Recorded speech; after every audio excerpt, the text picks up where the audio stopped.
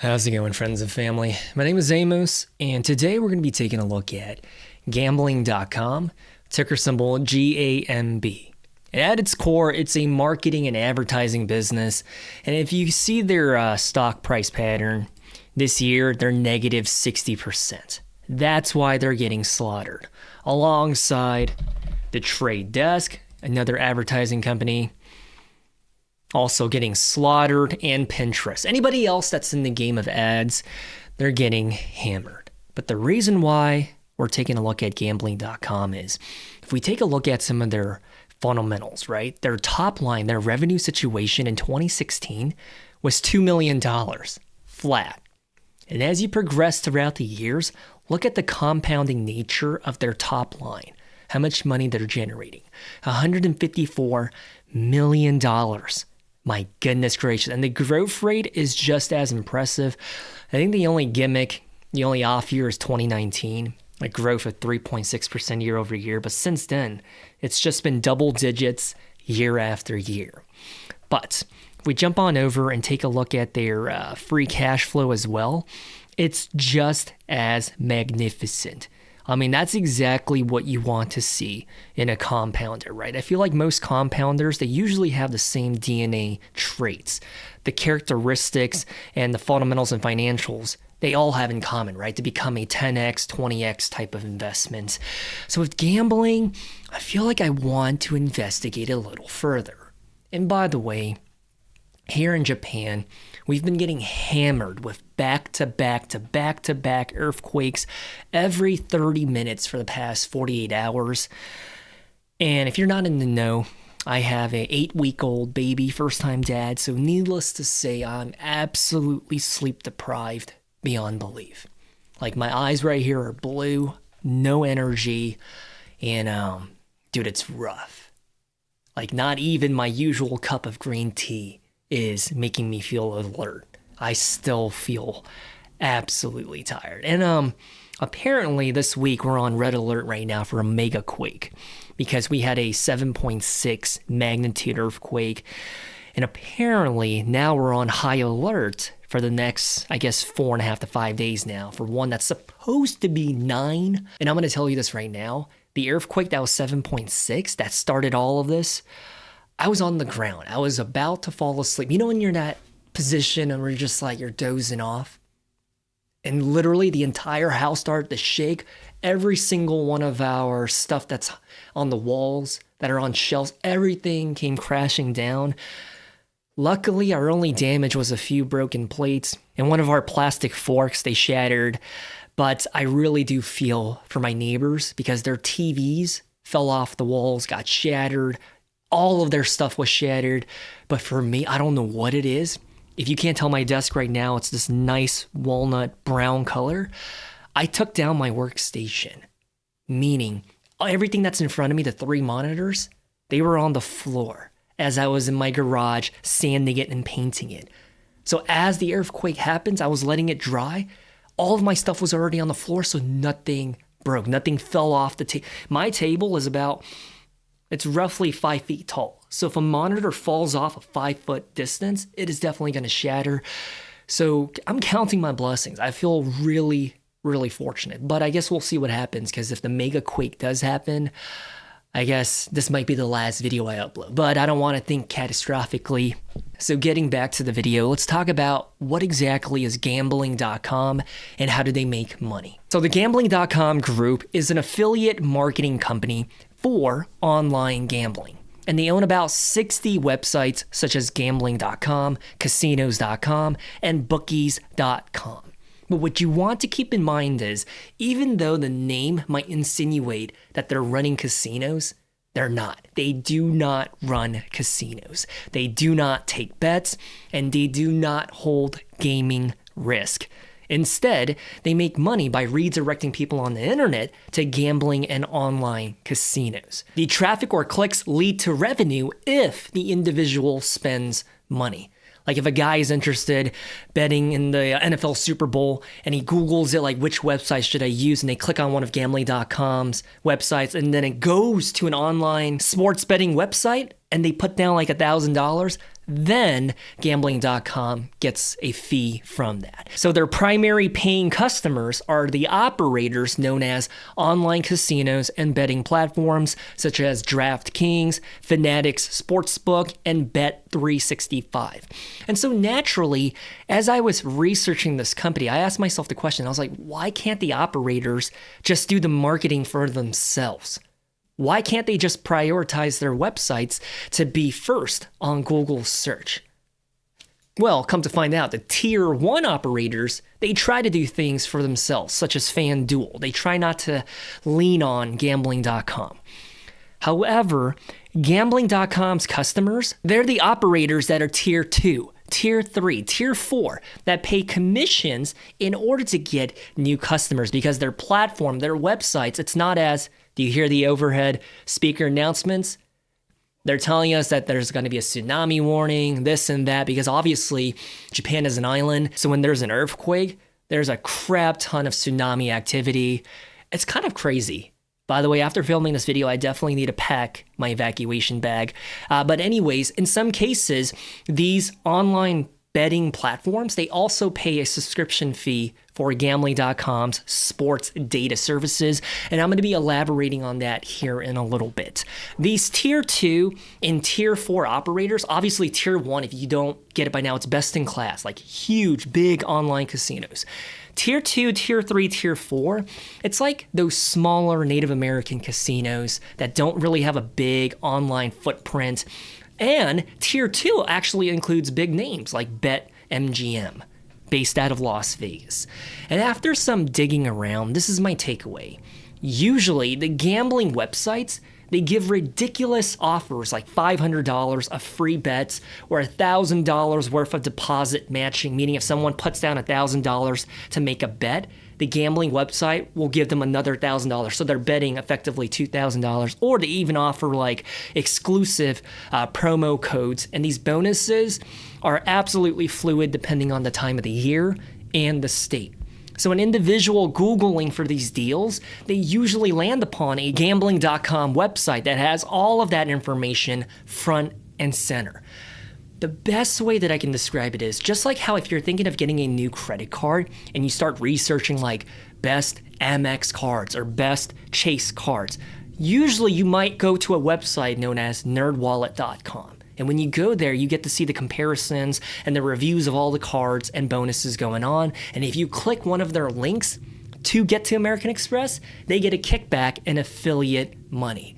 That's basically gambling.com in a nutshell. So you can think of them as like booking.com. That's also the parent company of Kayak, Agoda, and Priceline.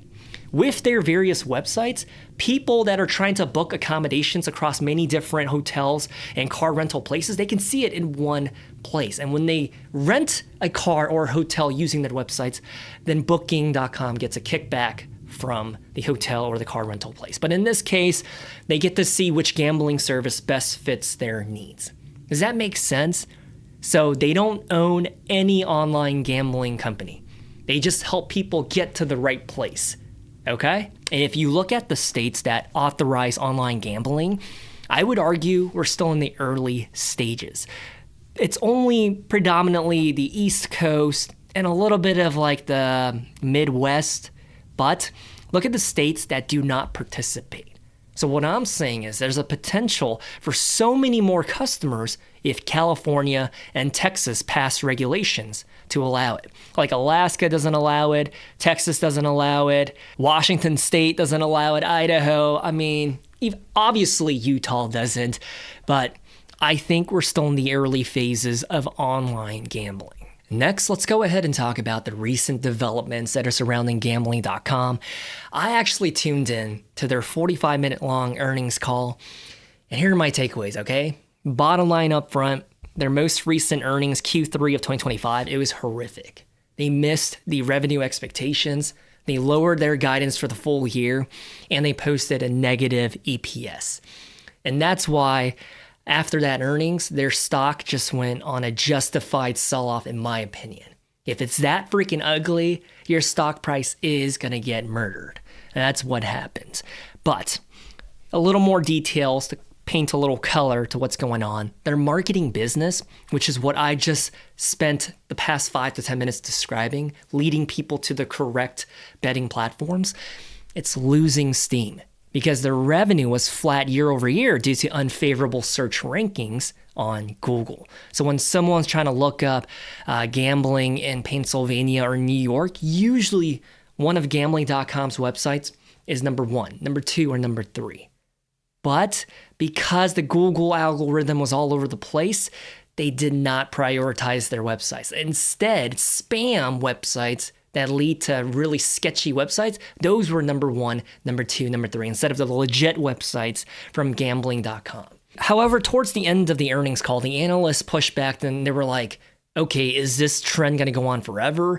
And the leadership team from gambling.com said that the trend has flipped back into their favor as of late October. Now they're seeing the appropriate and good amount of traffic once again. So my takeaway is that it was a one-time thing and their websites should be good again. However, it does make me a little uncomfortable to know how dependent they are on Google prioritizing their websites. Because if someone can't find one of their 60 websites, they're not going to make money. And that's why they're making a huge pivot into sports data analytics, because that revenue grew by 300% year over year. And the paying customers for the sports data analytics, it could be people like you and me, or the betting operators and the prediction websites. So about 2 years ago, almost 100% of gambling.com's revenue was dependent on Google search populating to one of their websites. So 2 years ago, catastrophic.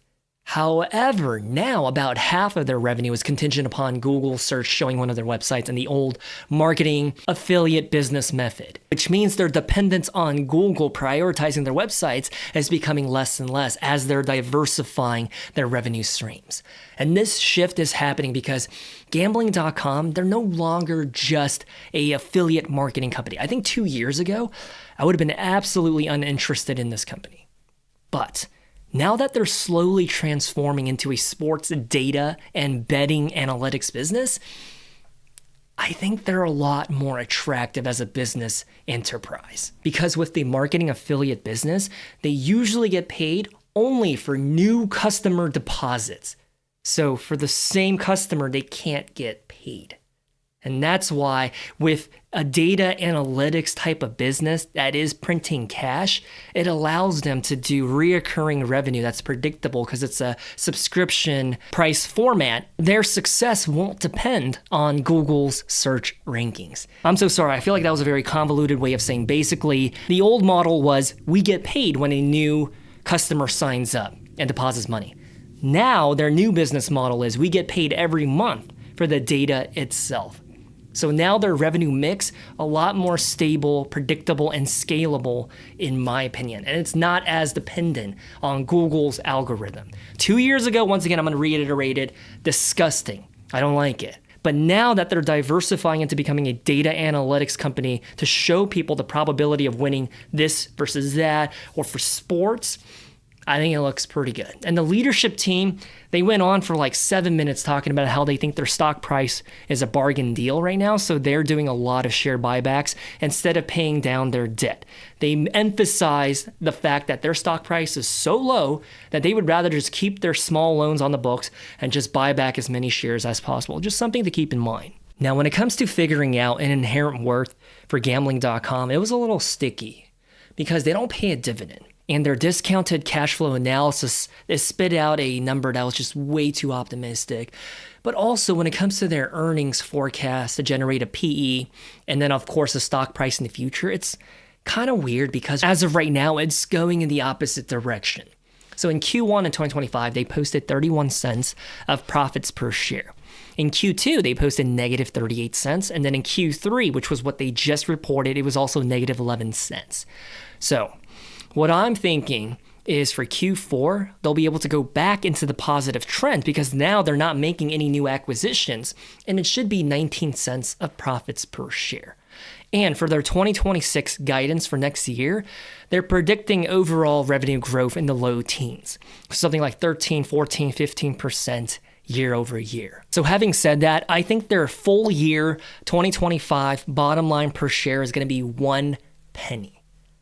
And I know you might be like, what? And it's because they had 2 negative profits per share. I'm saying negative only on an accounting basis. In terms of their cash flow, phenomenal. They're still crushing it. Let me back up a little bit. Their income statement, it looks like a hot mess because in the beginning of 2025, they paid $160 million to acquire Odds Jam, which is that sports betting platform that shows the best odds across all the sports books that I just talked about. And this is a company that is a serial acquisition monster. They usually raise their revenue and their numbers through inorganic growth, just like Salesforce and just like Procter & Gamble. They buy out the competition and bring them under their wings. Because if you take a look at their free cash flow per share on a quarterly basis in the exact same time period, it should be positive. So their free cash flow per share, Q1, 31 cents, 18 cents, 30 cents. So this is a company that is still printing cash. On an accounting basis, yes, things look horrific. Things look like the house is on fire. It's a dumpster. They're trash. They're just ugly, right? Negative 38 cents, negative 11 cents. And that's because in Q2, their profits went into the red because of the acquisition-related costs, such as legal fees, transaction and integration costs, amortization of acquired intangibles, meaning they're writing down the valuation of whatever it is over time. And of course, restructuring fees like paying out severance for the employees that they do not want to keep. And then in Q3, a little bit of the same. They took impairment losses on the books, meaning the valuation of what they own, they deemed it to be worth less now. So they're not actually losing cash. It's all on an accounting basis. So when you think about it, because their earnings per share is so low right now, it's due to accounting noise, not a deterioration in the core business. Although one could argue in Q3, it was pretty bad because the Google algorithm did not prioritize their website. So that's fair. That's a fair take and argument. But anyways, if they generate 1 penny of profits per share in 2025, because they're also doing share buybacks, which should financially engineer their bottom line to be better, and with a PE of a 500, stick with me now, okay? Then I think gambling.com, by their next earnings, which is in about 2 months, could be about $5, upwards of $6 a share. They're currently $5.50 something cents. So I do think they're fairly valued for the time being. And the reason why their PE is so ridiculously high is because it's going to be transitory. Once they hop on over to 2026, 2027, without any more wonky acquisitions that causes their numbers to look unprofitable, it should be back to a normal trading multiple. So I'm predicting in Q4, they're going to generate at least like 18 or 19 cents of bottom line per share, which brings it up, bridges the gap to 1 penny of profits per share. As of right now, their earnings per share is 5 cents. And that's why their PE is 117. And that's why in this case, I think it's more helpful to look at the trading multiple for next year. Their forward trading multiple, which is using next year's projected EPS, then their PE ratio is an 8. And how do I know that? You divide their stock price by the earnings per share that's projected for next year. So their trading multiple on paper should realistically be an 8 or a 9. 117 is a little misleading. Case in point, if I scroll on down here and I show you a little bit more of their earnings per share situation, in 2020, it was 49 cents per share. And in 2021, it was 37 cents. And then in 2022, it was 6 cents. And then in 2023, it was 47 cents. And then in 2024, it was 84 cents. So they're usually in the positive ever since 2019. So to see it at 5 pennies, downwards of negative 93.8%, you really do have to investigate to figure out why that's happening. And it's because they're buying out data analytics companies for betting platforms in order to diversify their revenue model. I think strategically sound. That's the right choice. However, on surface level, I know there's going to be a lot of investors who do not understand what's happening behind the scenes and dismiss them predicated upon 117 as their PE ratio. It's realistically not that high. It should be around a 9 as of right now, which is really interesting because as a publicly traded company, they've only been on the stock market for about 5 years. Historically, their PE ratio is around a 34.5. If we round up, about a 35. 3-year average is a 34.5. For the past 12 months, it's a 15.6. As of right now, it says 100 and whatever. And that's why after they post their next earnings of 19 cents of profits per share, it should artificially bump their PE up to a 500. But I only think it's going to be an inflated number like a PE ratio of a 200, 300, 400 temporarily. Because as they post positive earnings per share for Q2 and Q3 of next year, it should make their overall earnings per share situation somewhere like a 70 or 80 cents per share. Getting ahead of myself, if we jump on over to the next year, I'm predicting a growth of 8,500%. Yes, and that's because that's what they're realistically posting right now without all of those one-time accounting financial manipulation adjustments, okay? So if it grows by 8,500%, which I think is absolutely possible, and they post 86 cents of profits per share and their PE ratio is a 15, then gambling.com could realistically be $12.90. Can I see that happening? Truthfully, I can. I think that could happen. And I also think they could go in the other direction as well and post another earnings per share for the full year of 2026 of like 1 penny or 2 pennies. And the stock market's going to feel absolutely bearish about that. But anyways, if they do in fact go back up to their normal historic PE ratio of a 35, then gambling.com could be valued at $30.10. Do I see that happening? Absolutely not. Not a fat chance. That's not going to happen in the next 15 months. I don't see that happening. It just can't happen. Well, to be honest with you, I take that back because I think anything in this world is a possibility. There's always a small percentage chance of anything happening, right? If we continue to play this game and we jump on over to next year, I'm thinking based upon their earnings per share growing at a normal rate of 17%, then I think $1.01 of profits per share, doable. A PE ratio of a 16 seems feasible for a company that's going through some headwinds right now, $16.10. But if the narrative changes and people start to see gambling.com as if it's booking.com, then a PE ratio of a 35 is not too ridiculous, right? Especially with the numbers that they're posting. Dude, their free cash flow and their revenue situation, it's growing by a ridiculous amount year over year. Yes, I hear you. It's inorganic growth because they're buying out other competitors that are trying to do what they're doing, but it's still impressive nonetheless, right? So $35.22. If in fact they do achieve $1 of profits per share in 2027, for $35 in 2 years from now, I think that could be a possibility, but a very low chance. Because what I'm trying to say is, what if, for instance, I don't know, gambling.com makes the bold decision to diversify further away from their Google search marketing business, which is what they originally started out as, and they're trying to make this full pivot to becoming like an AI betting company, and they acquire another startup, right? And because of that, they take a hit on the books. And let's say, I don't know, the earnings per share goes down by 90% year over year from 86 cents of profits per share, and it's like 9 pennies. Then, yeah, as you can see, right, gambling.com could be $1.38. And on the upside, about $3 per share. Can I see that happening? Sort of. But if that does in fact happen, they're going to have an inflated PE of like what, 100 or 200. So to be $8.60 from about $5.50, I think the upside is pretty good. I just feel a little uncomfortable knowing that they're almost in that penny stock territory.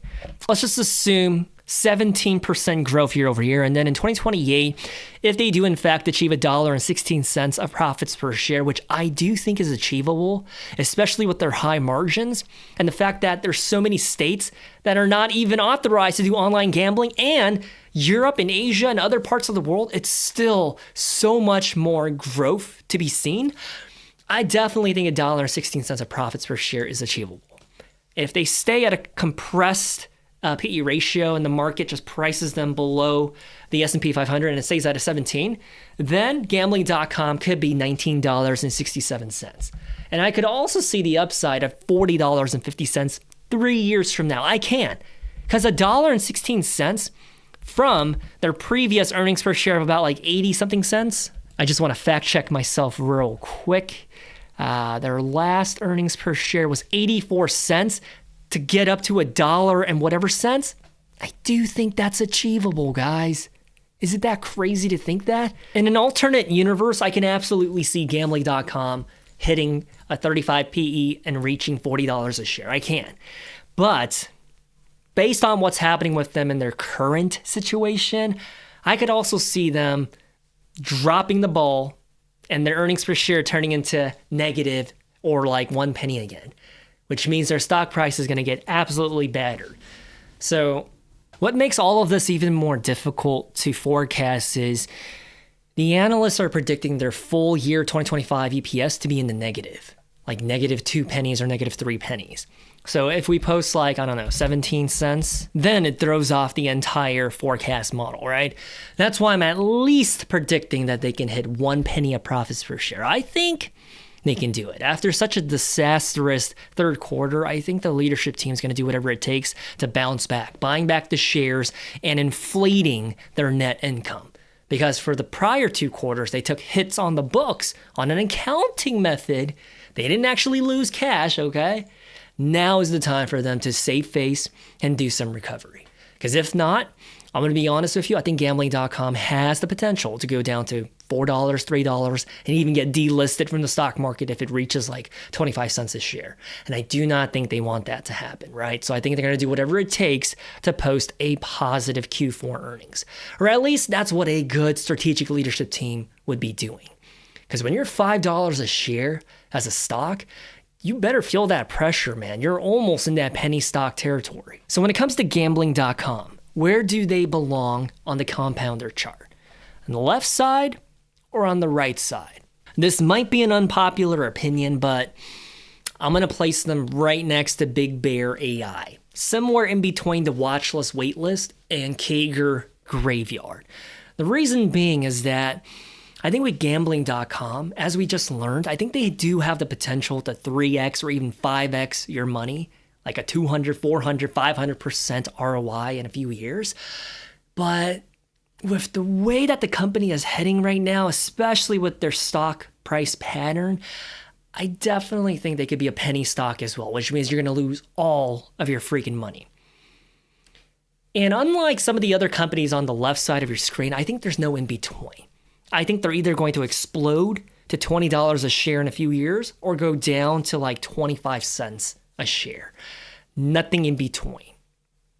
And I think something else that holds me back, I've looked at this company for a pretty long time, right? I was sleep deprived, laying on the couch with a little baby girl, and I just kept reading everything that I could about this company. And, initially I thought their business model has a flaw in that they only make money if a new customer deposits cash to gamble. And that's one of their key metrics. It's like they refer to it as new depositing customers, NDCs. But that's no longer the case because they reworked their contracts so that they can get lifetime kickbacks for every customer's losses whenever they gamble on their little gambling websites. And their data analytics business is gaining more traction, which is on a subscription payment schedule. So now they're making more money rather than just a one-time fee. So I think the leadership team here, they are being strategic. It's just very unfortunate that the stock market feels as bearish as they do about them. But you also have to take into account we're heading towards an economy where people keep saying we're in a recession. Other people saying the times are good. Everybody is thriving.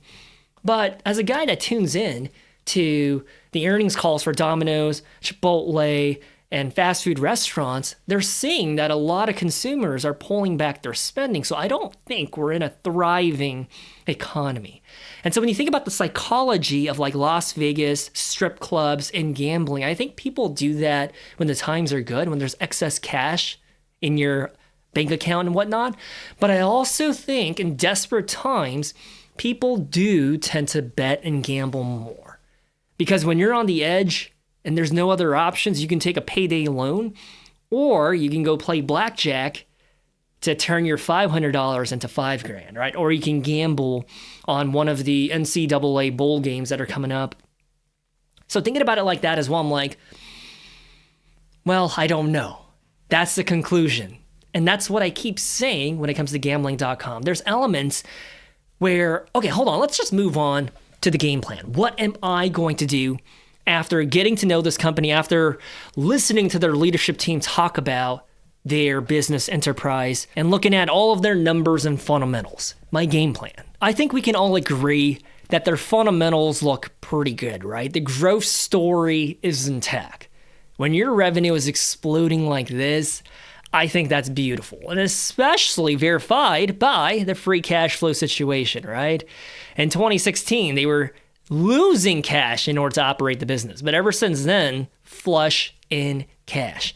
And if you take a look at their cash on the books, about $7 million of cash, I'm certain it's been going down because of the acquisitions that they have been making. But when we take a look at their debt situation, they're very asset light, right? It's not like they're manufacturing a car. They don't have a lot of CapEx. Their debt to EBITDA ratio is a 1.9. So it would take them roughly 2 years of their core operating profits remaining the same to pay off all the loans on the books. My golden standard is a 3 or below.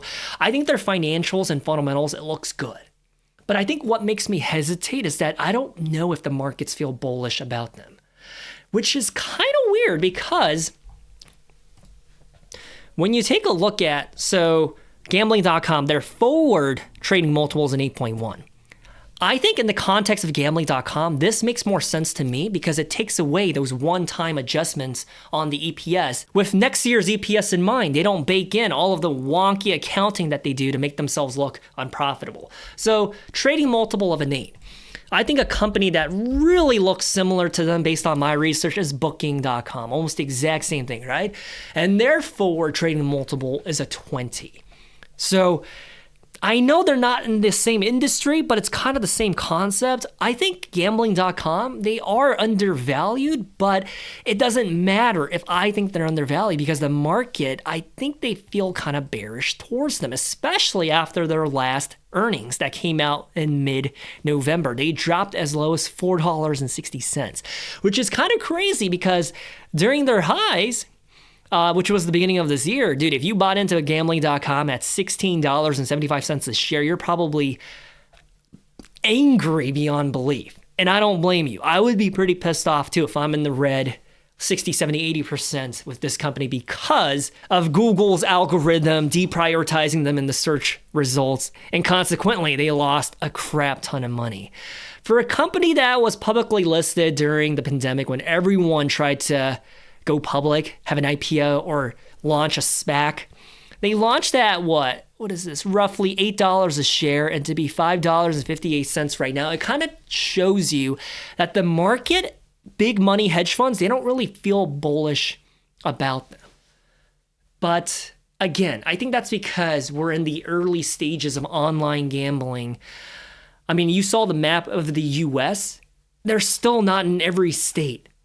And they're not operating in every European country. I think there's a lot more addressable market for them. It's just something else that holds them back is the regulatory hurdles. Because when you think about and talk about gambling, betting, and casinos, there's a lot of legislation and politician work that happens behind the scenes in order to get it up and running. It's kind of like the grain plant, right? I think a lot of people feel bullish about the grain plant up until recently because now we're like, okay, now there's too many regulatory hurdles. And that's the same way that I'm kind of interpreting the gambling industry. I think the reason why Las Vegas, Sin City operates the way they do is because the gloves are off. They're able to do what they do in their own domain. But you go on over to Utah, you are not authorized to gamble. Right? I don't even think you can buy alcohol on Sundays in Utah. So when you think about the regulatory setbacks and speed bumps that are coming forward, and I think that's why the market prices them so bearishly. I also can't fault you if you're buying into them. I think I understand. It's an all or nothing bet. I mean, for your sake, I do hope they go to the moon. But the reality is they could also go down to penny stock status, meaning trading for like 70 cents a share. Because at $5 a share, they're pretty close to hitting that penny stock territory, right? But some other thoughts that I have, I want to look at my notes so I don't forget. In the past, I think gambling has always been around, right? It's not a new concept. And some people might even say investing into stocks is gambling. I think it really depends. If you are a day trader, I think you're gambling. But if you are a long-term investor and you invest into high-quality compounders, I don't think that's gambling. When you invest into a Google, when you invest into a Huntington Ingalls, when you invest into American Express, your money is inevitably going to compound in 10, 20, 30 years. Like, that's not gambling. That's strategically putting your money somewhere where it can grow 10, 15% year over year. But I digress. In the past, I think gambling and betting has always been around, right? People would just place bets and gamble with their local physical proximity people, right? Like your coworkers, your buddies, or your neighbors. But now, I think everything has shifted online. I think gambling.com, the vision, I can kind of see it. They're early. I think in the future, I think online betting and everything, it's going to gain more traction and popularity. That's what I'm thinking, because the stakes and the prizes and the advertising, my goodness gracious, I'm a huge fan of the Premier League, if you can't tell by my flag, Tottenham Hotspurs. You look at the jerseys of most professional sports teams, dude, they're sponsored by these online gambling, online casinos. You're going to get eyes to your websites through that. And to further the cause, the stakes and prizes with winning, dude, it's getting a lot bigger. So I think online betting is a alternative that some people choose instead of investing into stocks, because investing takes time. It's like planting a seed and watering it day after day. You're not going to really see momentum or growth in the first week, but you come back in a year or 2 years, you're going to have a nice little plant, right? But with online gambling and casinos, it's instant gratification. You put your money in there, you pull that slot machine lever, you're going to get a crap ton of money or lose all of your money on the spot. So it's a different ball game. And here's my thing. The World Cup 2026, the USA, Mexico, Canada, they're hosting it, right? It's coming up really soon in the next 6 months. And I think that's a really big catalyst for them because so many more countries have qualified. Historically, the competition is really fierce in order to be a part of it. Now, dude, you have some questionable countries that are just going to get eliminated in the group stage without scoring a single point, qualified, which means more people are going to be involved in the World Cup. And I think a lot more individuals are going to participate in sports betting. Obviously, I don't know, but I mean, doesn't that make sense? More countries are qualified, which means more citizens are going to have that buy-in to watch their country play against Germany, France, the Netherlands, or Korea. And I think there's going to be sports betting. I mean, there's always been sports betting. So to me, I mean, I could be wrong, but I think this looks like the early days of Booking.com. Because if you take a look at Booking.com, they're in the business of doing the exact same thing as Gambling.com, but for hotels and car rental places, they're $5,000 US a share. So what I'm thinking is Gambling.com, this is their early days. Because at one point, even Booking.com used to be $15 a share in 2001. But obviously, the rest is history. But my goodness gracious, if you zoom back to 1999, they used to be $500 a share. But after the dot-com bubble crash, dude, $15 a share. It would have taken you how long to break even if you bought into them for $500 a share back 1999, 1998? Dude, it would have taken you like 14 years. But had you just held on, $5,000 a share. So I think Gambling.com, this is my conclusion. I think it's high risk, high reward. You can lose all of your money or maybe 2 or 3x. But I think the markets feel bearish about them. And that's why I think they're C-, D+. Watch list, wait list, maybe even that Kager graveyard. I'm personally not going to venture towards investing into Gambling.com. And by the way, before I sign out of here, this stock, Gambling.com, it was requested by one of y'all, a viewer. So if you want to give it a go, check out the pinned comment or the video description for the Google form link. You can request a stock for me to analyze and give my true thoughts and opinions. And if you enjoyed this video, please do me a solid and click like. Dude, I haven't said that in about 9 months. I never say to click like or to subscribe. So if you feel it in your tiny little heart and your receding hairline, you know, the 3 hair strands that are right here, if it's telling you to click like, please, before you say it's because you're bald. Dude, I'm not bald. I'm not wearing a hat because I'm bald. I'm wearing a hat because I'm having a rough day, okay? But anyways, I love you guys. I'll talk to you next time. Stay safe. Good luck in the stock market. See ya.